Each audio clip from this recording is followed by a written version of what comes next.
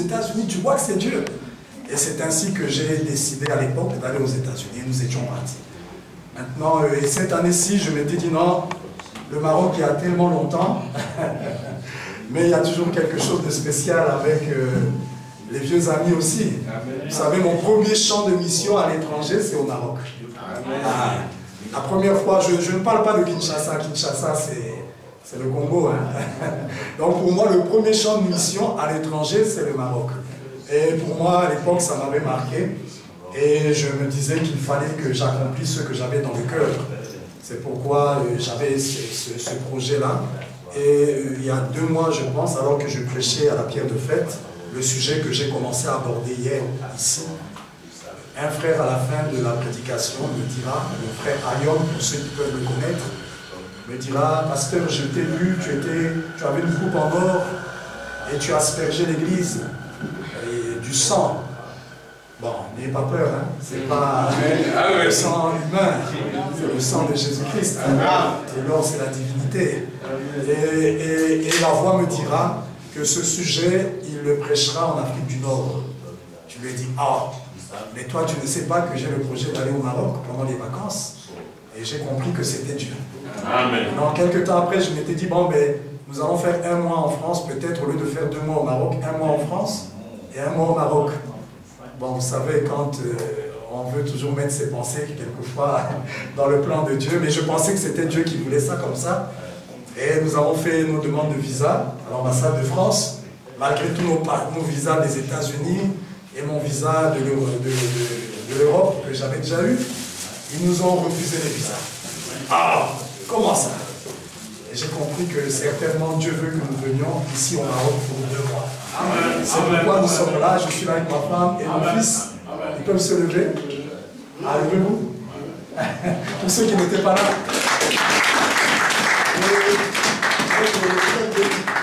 Il peut se lever, vous le connaissez.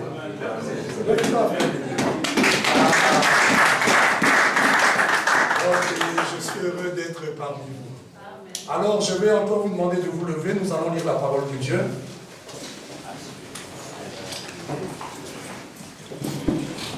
Donc, hier, nous avons commencé à aborder notre sujet que nous avons intitulé le véritable message de grâce. Et dans la grâce de Dieu, nous allons continuer aujourd'hui. Nous allons ouvrir nos Bibles en Genèse chapitre 12.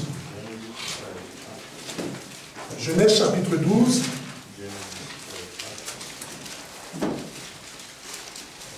Versets 1 à 3. Versets 1 à 3, Genèse chapitre 12. Il est écrit, l'Éternel dit à Abraham, bon, je ne sais pas si on dit Abraham, mais pour distinguer avec Abraham, parce que là c'était avant qu'il ne change de nom, donc nous allons lire ça, Abraham. L'Éternel dit à Abraham, va-t'en de ton pays, de ta patrie, de la maison de ton père, dans le pays que je te montrerai. Je ferai de toi une grande nation, et je te bénirai. Je rendrai ton nom grand, et tu seras une source de bénédiction. Je bénirai ceux qui te béniront, et je maudirai ceux qui te maudiront, et toutes les familles de la terre seront bénies en toi. Lisons en Psaume chapitre 50. Psaume 50, nous allons lire le verset 5. Psaume 50, verset 5. Il est écrit là, « Rassemblez-moi mes fidèles, qui ont fait alliance avec moi par le sacrifice. » Rassemblez-moi mes fidèles, qui ont fait alliance avec moi par le sacrifice. Lisons Tite chapitre 2. Tite chapitre 2 à partir du verset 11. Tite chapitre 2 à partir du verset 11. Il est écrit.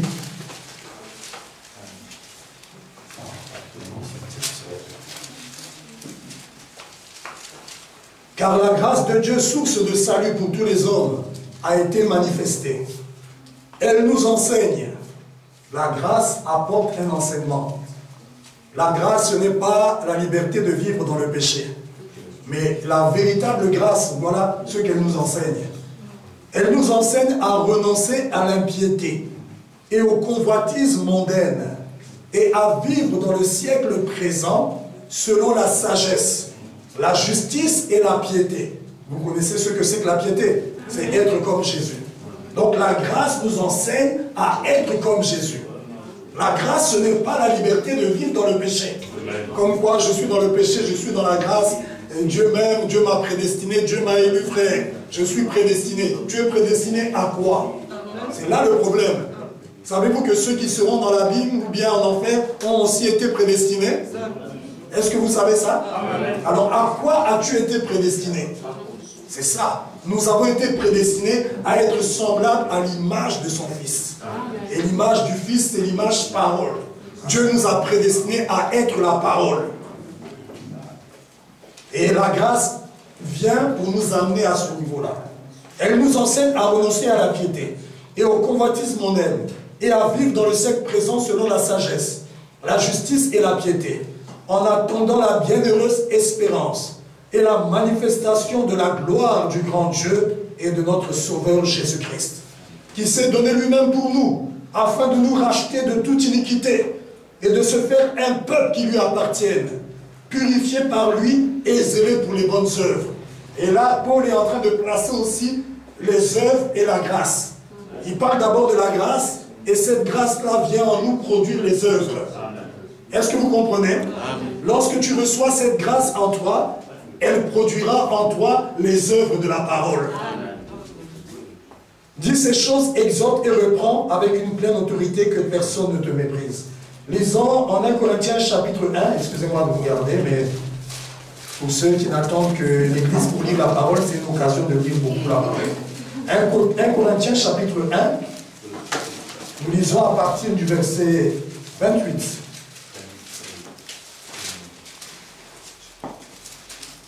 1 Corinthiens chapitre 1, le verset 28.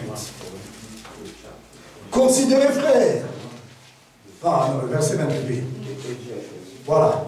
Et Dieu a choisi les choses viles du monde et celles qu'on méprise, celles qui ne sont point, pour réduire à néant celles qui sont, afin que nulle chair ne se glorifie devant Dieu. Or, c'est par lui que vous êtes en Jésus-Christ, lequel, de par Dieu, a été fait pour nous sagesse, justice et sanctification et rédemption, afin, comme il est écrit, que celui qui se glorifie dans le Seigneur. Amen. Amen. Et enfin, pardonnez-moi, ça me vient Éphésiens. Lisons Éphésiens enfin, chapitre 2. Nous lisons en Éphésiens chapitre 2. Nous lisons à partir du verset 3. Bon, lisons directement le verset 8. Le verset 5 à 8. Nous qui étions morts par nos offenses, il nous a rendus à la vie avec Christ. C'est par grâce que vous êtes sauvés. Il nous a ressuscités ensemble et nous a fait asseoir ensemble dans les lieux célestes en Jésus-Christ, afin de montrer dans les siècles à venir l'infinie richesse de sa grâce par sa bonté envers nous en Jésus-Christ. Car c'est par la grâce que vous êtes sauvés, par le moyen de la foi. Et cela ne vient pas de vous. C'est le don de Dieu. Amen. Ce n'est point par les œuvres, afin que personne ne se glorifie. Nous ne sommes pas sauvés par nos œuvres, mais nous sommes sauvés par la grâce. Amen. Et la grâce en nous produit les œuvres de la parole. Est-ce que c'est clair? Amen. Maintenant écoutez. Car nous sommes dans son ouvrage, ayant été créés en Jésus-Christ pour de bonnes œuvres que Dieu a préparées d'avance afin que nous les pratiquions. Amen. Que Dieu bénisse la lecture de sa parole. Prions. Seigneur de gloire, bénis tes Écritures, Père, et bénis chaque cœur. Révèle-toi à nos âmes, Seigneur, nous sommes ici pour toi. Pas pour voir un homme, et ils n'ont pas quitté leur maison, ils ne sont pas venus de loin pour voir un homme, ni pour célébrer un homme, mais c'est pour te voir, c'est pour t'écouter. Visite-nous, Seigneur, et parle-nous. Nous dirons Amen à toute ta parole. Au nom du Seigneur Jésus-Christ. Amen. Amen. Vous pouvez vous asseoir. Que le Seigneur vous bénisse abondamment. Amen. Donc, nous sommes en train de parler du véritable message de grâce. Et si nous avons intitulé ça le véritable message de grâce, parce que Satan, au travers des âges, a essayé de déformer ce message béni de la grâce. Parce qu'il sait que le plan de la rédemption tout entier repose sur la grâce. La grâce, c'est ce que Dieu lui-même fait. La grâce, c'est l'œuvre directe de Dieu lui-même. La grâce, ce n'est pas ce que l'homme fait. Ce que l'homme fait pour Dieu, ce sont les œuvres. Mais ce que Dieu lui-même fait pour l'homme, c'est ça la grâce. Et nous ne sommes pas sauvés par nos œuvres, mais par la grâce de Dieu. Et Satan, au travers des âges, et depuis même la chute de l'homme, et jusque dans nos âges, dans les âges dénominationnels, il a essayé de déformer ce message de la grâce. Mais nous avons dit hier que grâce soit rendue à Dieu, qu'il y a la promesse de Joël 2. Mon peuple ne sera plus jamais dans la confusion. Amen. Et en ce temps de la fin, Dieu a ôté la confusion de l'épouse. Parce qu'il a accompli Apocalypse 10. Et dans Apocalypse 10, nous voyons la descente de l'ange puissant. Et l'ange puissant descend avec le petit livre ouvert. Et il le donne au 7e ange qui était sur la terre. Et le 7e ange a proclamé la parole. La Bible déclare au jour de la voix du 7e ange, tous les mystères de Dieu seraient révélés. Amen. Et frère madame, dans la prédication, monsieur est le signe du temps de la fin, il dit parmi les mystères qui devaient être révélés par le 7e ange, il y a la grâce redressée. Amen. Pas la disgrâce, mais la grâce redressée. Donc le mystère de la grâce devait être dévoilé afin que tu comprennes réellement ce qu'est la grâce. La grâce est si chère pour nous. On pense que le prophète déclare que l'épouse s'appelle Madame Grâce. Est-ce que tu savais que tu t'appelles Madame Grâce? Est-ce que je peux dire à Madame Grâce Shalom?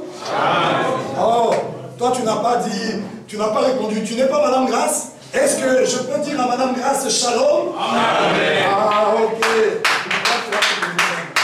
Que Dieu soit béni. Donc, au travers des âges, le diable a essayé de déformer ce message. Mais Dieu, en ce temps de la fin, nous a révélé tous les mystères. Amen. Et nous savons de nos jours ce qu'est la véritable grâce et ce qu'elle doit produire dans nos vies. Et c'est ce que nous voulons voir. Et hier, nous avons vu que Dieu a toujours traité avec les hommes sur la base d'une alliance. Amen. Dieu ne traite jamais avec l'homme sans une alliance. Et même toi, pendant que tu es assis, tu dois vérifier si tu es dans cette alliance avec Dieu. Amen. Parce que Dieu ne traite pas avec l'homme s'il n'a pas une alliance avec lui. Mais l'alliance dans laquelle nous sommes, c'est cette alliance qu'il avait faite avec Abraham. Amen. Et c'était l'alliance de grâce. Mais avant qu'il fasse cette alliance de grâce avec Abraham, Dieu avait fait deux premières alliances. La première avec Adam et la deuxième avec Noé. Amen. Mais ces deux alliances-là, qui étaient des alliances de la vie, nous avons vu ça hier. Parce que par ces alliances, Dieu s'engageait à donner la vie à l'homme. Même l'alliance avec Adam, Dieu lui avait dit, tu pourras manger de tous les arbres du jardin, mais de l'arbre de la connaissance du bien et du mal, tu n'en mangeras pas. Car le jour où tu en mangeras, tu mourras. En d'autres termes, si tu obéis à la condition que je t'ai donnée, tu vivras éternellement. Amen. Donc c'était une alliance de la vie. Une alliance par laquelle Dieu s'engageait à donner la vie éternelle. Et à maintenir Adam dans cette vie éternelle. Mais Adam a brisé l'alliance. Pourquoi? À cause de la condition. Satan est venu, il a amené Adam à briser la condition. Et quand il a brisé la condition de l'alliance, Adam a perdu l'alliance. Et les bénéfices de l'alliance ont été perdus. Amen. Et ensuite, Dieu a encore choisi un autre homme, Noé. Il a aussi fait une alliance avec lui. C'était aussi une alliance conditionnelle qui est reposée sur les œuvres, tout comme celle d'Adam. Mais Noé aussi a brisé l'alliance. Frère Madame déclare, nous l'avons lu dans la prédication, Apocalypse chapitre 3, le trône, il dit que l'alliance était la vie pour Noé. Amen. Donc c'était aussi une alliance de vie. Mais Noé ne l'a pas respectée.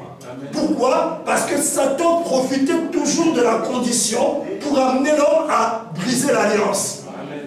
Et l'homme aussi, Noé, a perdu la vie. Mais Dieu qui était déterminé à sauver l'homme, avait décidé de faire un autre genre d'alliance. Et il a pris un homme, Abraham, et il lui a parlé. Et avec lui, il a fait une autre alliance. Et cette alliance est une alliance inconditionnelle, dans laquelle il n'y a aucune condition. Mais Dieu s'engage lui-même à tout faire pour l'homme. Et frère Madame, quand il parle de cette alliance, il dit que Dieu avait dit à Abraham, je t'ai sauvé. Donc Dieu lui-même garantit le salut à l'homme sans que l'homme n'ait à faire quelque chose. Oh, quelle grâce! Dieu savait que si le salut de l'homme était conditionné par ses œuvres, aucune chair ne serait sauvée. Mais comme Dieu a tellement aimé l'homme, et quand l'amour s'élance, la grâce prend place, Dieu a traité une alliance de grâce inconditionnelle. Il dit à Abraham, ce n'est pas ce que toi tu feras, mais c'est ce que moi je vais faire. Le salut, ce n'est pas toi et Jésus. Le salut, c'est Jésus seul. Est-ce que tu comprends? Maintenant, est-ce que ça veut dire que nous n'avons rien à faire? Ça aussi, c'est un autre aspect. Parce que dans la parole, il y a des angles. Mais ce que tu feras, c'est pas ça qui va te garantir le salut. Comme nous l'avons dit hier, parce qu'il faut mettre l'équilibre. Sinon, il y en a qui vont penser, je n'ai rien à faire, je peux vivre la vie que je veux, Dieu a garanti qu'il va me sauver, ça suffit. Non, Frère Branham déclare que l'homme a quelque chose à faire.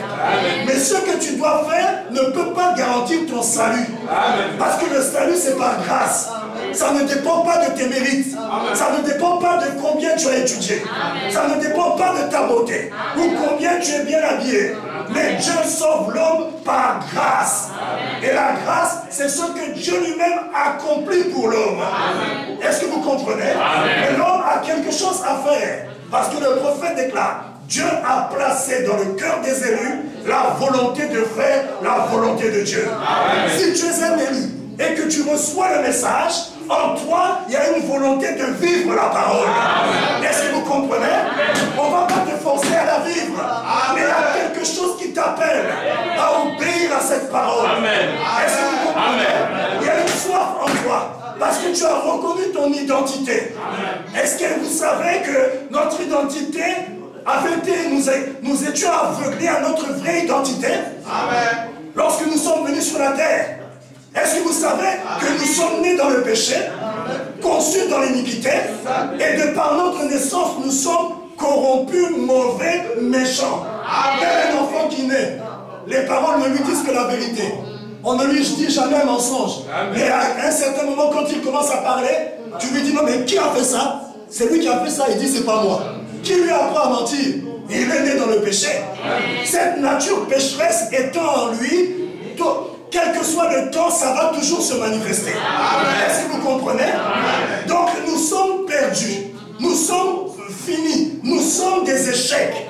Frère Branham déclare que l'homme est un échec. Et nous avions oublié notre identité. Parce que nous sommes venus par le moyen que Dieu n'avait pas prédestiné. Le moyen du sexe n'était pas la volonté parfaite. Mais Dieu avait permis ça dans le but de manifester ses attributs rédempteurs. Frère Branham déclare que Dieu avait placé le sexe en Éden pour permettre la chute. Afin que par la chute, il se fasse connaître à nous. Parce que nous ne pouvons pas savoir que Dieu est bon s'il n'y avait pas de mauvaises choses. On ne peut pas savoir que Dieu est le grand médecin s'il n'y avait pas la maladie. On ne peut pas savoir que Dieu est le grand pourvoyeur si nous n'étions pas dans le besoin. Mais en Éden, avant la chute, il y avait tout. L'homme n'était pas malade. Il ne manquait de rien. Il était dans la félicité. Et Dieu a permis que les mauvaises choses viennent pour se faire connaître à l'homme. Pour que l'homme puisse réaliser quel Dieu il a. Est-ce que vous comprenez? C'est pourquoi les situations qui t'arrivent ont pour but de te faire connaître ce que Dieu est pour toi. Quand tu as une situation, invoque-le. Il est le secours qui ne manque jamais en cas de détresse. Est-ce que vous comprenez ça? Et nous, quand nous sommes nés sur la terre, nous avions perdu notre véritable identité. Mais au travers de la parole du temps de la fin, parce que dans chaque âge, et pas seulement dans notre âge, mais dans chaque âge, Dieu a loti une portion de la parole. Pour que les élus de l'âge réalisent ce à quoi ils ont été prédestinés. Mais dans notre âge, l'œuvre est spéciale. L'âge dans lequel nous vivons est un âge spécial. C'est un âge particulier. Nous ne sommes même pas dans l'âge de la Odyssée. Si toi tu es dans la Odyssée, ça c'est ton problème. Qui est dans la Odyssée ici? Ah! Nous sommes dans l'âge de l'Église. Et dans cet âge, Dieu s'est révélé pleinement. Pour que nous sachions pleinement qui nous sommes. Donc l'identité de l'épouse nous a été révélée. Tu dois savoir qui tu es. Le problème qui fait que beaucoup vivent dans des vies mauvaises, c'est parce qu'ils ne savent pas qui ils sont. Ça ne suffit pas que de venir à l'église seulement écouter la parole. Mais il faut un contact avec l'auteur de la parole. Qu'est-ce qui a fait que Moïse échoue? Il échoue dans la mission de délivrer Israël. Pourtant, il avait reçu l'enseignement de sa mère. Est-ce que l'enseignement de sa mère était faux? Non, monsieur. La mère lui avait témoigné ce que l'ange leur avait dit. L'ange avait visité les parents. Et la mère, pendant que l'enfant grandissait, lui enseignait. Tu es né sous un signe. Tu es né pour libérer le peuple. Tu as une mission. Et Moïse grandissait avec ça. Et sur la base de la connaissance transmise par sa maman, Moïse a voulu accomplir la mission à laquelle il avait été prédestiné. Mais il a échoué. Amen. Pourquoi il a échoué? Parce que cette connaissance qu'il avait reçue n'était qu'une connaissance intellectuelle. Amen. Mais quand il a échoué et qu'il est parti en fugitif, il est allé dans le désert. Ça lui avait pris 40 ans parce que pendant qu'il était en Égypte, il se formait pour accomplir sa mission. Tout ce qu'il faisait, c'était avec la pensée de délivrer le peuple.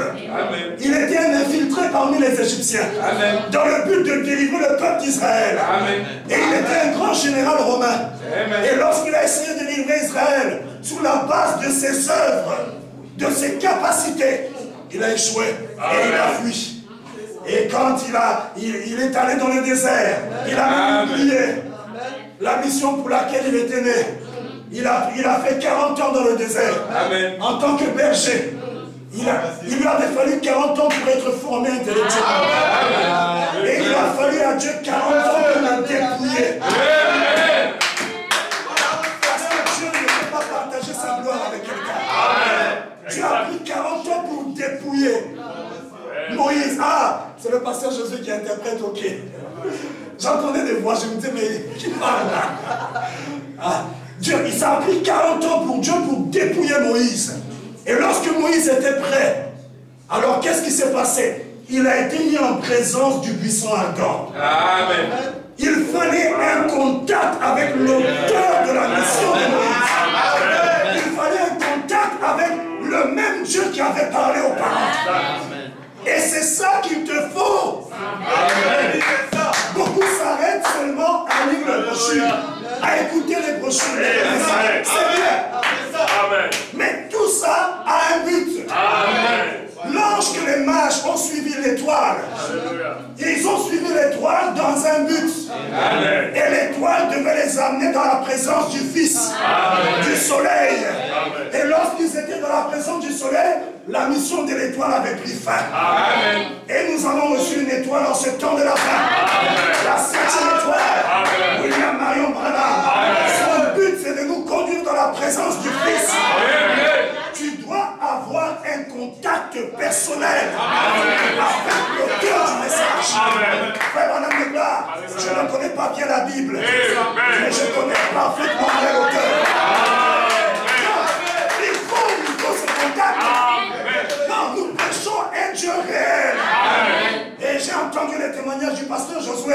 Et vous savez que ce Dieu-là est réel ici. Amen. Mais ne t'arrête pas à l'assemblée locale. Amen. Cherche à entrer en contact avec le Dieu qui est ici. Amen. À ce moment-là, même si tu es seul, tu sais qui tu es. Amen. Quand les épreuves viendront, tu ne vas pas être malheureux.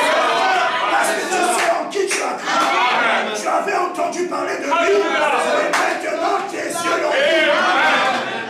C'est à ça que Dieu veut nous conduire. Amen. Mais il ne peut pas te conduire à ça si toi tu n'obéis pas à sa parole. Est-ce que c'est clair? Amen. Tu dois arriver à ce point-là, d'un contact avec l'auteur du message. Et l'auteur du message, c'est pas Frère Branham. Frère Branham n'était pas l'auteur de son message. C'est le message de Frère Branham, oui, mais en fond, c'est le message de Christ à l'épouse. Et tu dois être en contact avec la colonne de feu.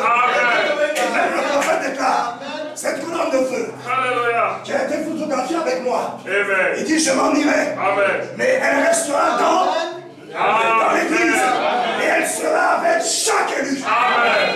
Quelquefois tu ignores, mais ce Dieu-là marche avec toi. Mais tu manques de créer l'atmosphère. Oh, je suis en train de sortir, mais je vais comme ça. Tu manques de créer l'atmosphère qui permettra à cet être de se révéler à toi. Amen.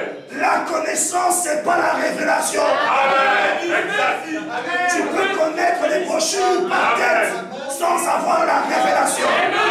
Mais la révélation, c'est l'être surnaturel qui te parle directement. Et il vient vivifier ta connaissance. À ce moment-là, tu sais en qui tu as cru. Est-ce que c'est clair? Ça ne veut pas dire que tu n'auras pas des combats, mais tu sais en qui tu as cru. Les combats seront là, mais tu sais que le puissant vainqueur est avec toi. Nous ne combattons pas pour la victoire, mais nous combattons dans la victoire. Est-ce que c'est clair? Tu dois t'approcher de ce Dieu-là. Dieu veut ça. Dieu ne t'a pas seulement appelé à t'asseoir sur les bancs. Tu as une mission. Dieu a un plan pour toi. Tu as quelque chose à faire. Dieu sauve l'homme par l'homme. Dieu achève la rédemption par l'épouse. Tu dois être un agent de Dieu. Jusqu'à quand on va te cajoler? Jusqu'à quand on va mettre là? Quoi? Le ressort, comment il y a des voitures là, on fait ça. Et puis ça roule, et après un temps ça s'arrête. On doit encore venir. Oh frère, tu viens plus à l'église. Sœur, tu viens plus à l'église. Il faut venir. Les épreuves, ça va passer. Et après tu reviens un temps. Et après un temps tu t'arrêtes. Non. Mais quand tu as le ressort principal. Le ressort principal, c'est le Saint-Esprit. Quand il est dans ton cœur, alors tu demeures motivé. Même si tu es seul à Ephraim, dans la neige là-bas, même si tu es seul, pas d'église, mais tu seras un Daniel à Babylone. Si Daniel, sous le sang des taureaux et des boucs, a pu presque convertir toute une nation, lui, sous le sang des taureaux et des boucs, seul, il a pu amener un peuple à adorer son Dieu. Mais toi et moi, sous le sang de Jésus-Christ, qu'est-ce que nous ne devons pas faire? Non, Dieu n'est pas menteur, Dieu est réel. Mais c'est nous qui ne sommes pas sérieux. Trop de temps dans les choses du monde. Même le travail, quelquefois, devient une distraction. Dieu ne nous a pas envoyés sur la terre pour le travail. Ah, ça c'est une bombe. Dieu ne nous a pas envoyés sur la terre pour aller à l'école. Ah, ça c'est fort. Et pourtant, on doit aller au travail, on doit aller à l'école. Mais Dieu nous a envoyés sur la terre pour manifester sa parole. Nous devons devenir la parole faite chair. La parole faite chair en moi et en vous. Oui, il y a des promesses liées à toi. Et la parole doit être écrite dans ta chair. Tu dois manifester ce que tu as promis. Comment veux-tu partir? Dieu n'enlèvera que la parole. Jésus qui fit enlever, c'était la parole. Et si tu es l'épouse de Christ, tu dois devenir la parole. Parce qu'il enlèvera la parole. Est-ce que c'est clair? C'est assez de jouer au christianisme. On doit cesser de jouer au christianisme. Le christianisme n'est pas un jeu, mais c'est une vie. C'est la vie littérale de Jésus-Christ qui tabernacle en toi. C'est le Saint-Esprit prenant le contrôle de ta vie. À ce moment-là, tu deviens un petit Christ. Savez-vous que nous sommes des messiettes? Tu es un petit messie si tu es loin de l'Esprit de Christ. Frère Branham déclare, ah, je ne sais pas où je vais là, mais je donne, je sais. Frère Branham déclare, si l'esprit de Pelé est en moi, ou de Beethoven, mais je prends Pelé, parce que beaucoup ne connaissent pas Beethoven. Si l'esprit de Pelé, un joueur de football renommé brésilien, est en moi, mais je vais agir comme Pelé. Tu vas jouer au football comme Pelé. Si tu es une sœur avec l'esprit de Pelé, on verra la sœur avec la balle. Parce que chacun est esclave de l'esprit qui a triomphé en lui. Et si l'esprit de Christ est en toi, tu agiras comme qui? Tu parleras comme